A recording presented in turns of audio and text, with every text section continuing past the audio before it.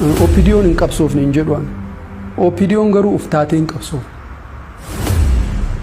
Rakkoon OPDO natti miyoo jette uf hin taane. OPDO'n yoo takka Itoophiyaa, yoo takka TPLF, yoo takka Amaara fakkaattee qabsoofti.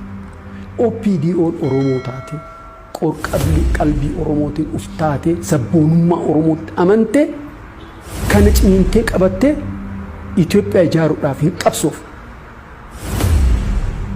Isinillee yoo keessa turtan akkasuma turtan jechuudha. I was trying yaalii godhaa ture. Tokko diinummaan irratti ka'aa ture kan dhiphummaadhaan qoratamaa ture. I was trying.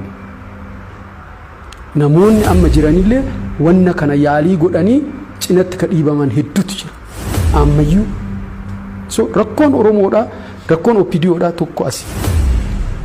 So qeerroo wanni unique isa godhu maali? Uf ta'ee original qabsoo lafaa kaasee ajandaan kiyya kana, ajandaan uummata Oromoo kana, fedhiin uummata Oromoo kana jedhee kun uf ta'u. Kun sabboonummaa Oromootiif qabsaa'u. Kanaafuu garaagarummaa qaba. So qeerroon humna warraaqsaati. Is a revolutionary force. Humna kana gargaaruu qabna.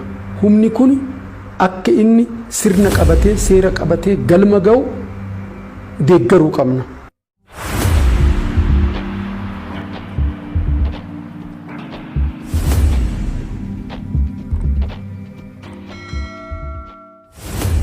Ummata rasaasiin bu.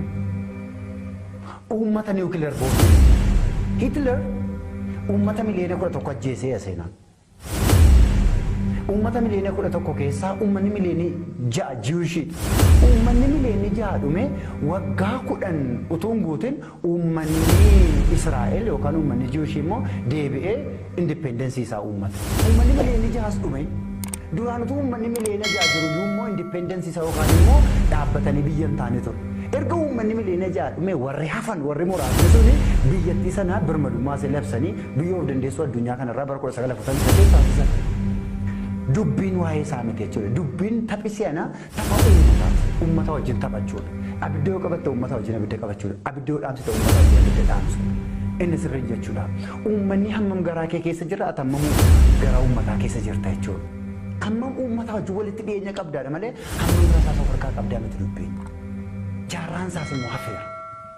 Jaarraan akkasii hafeera jaarraa 21ffaa keessa jaarraa.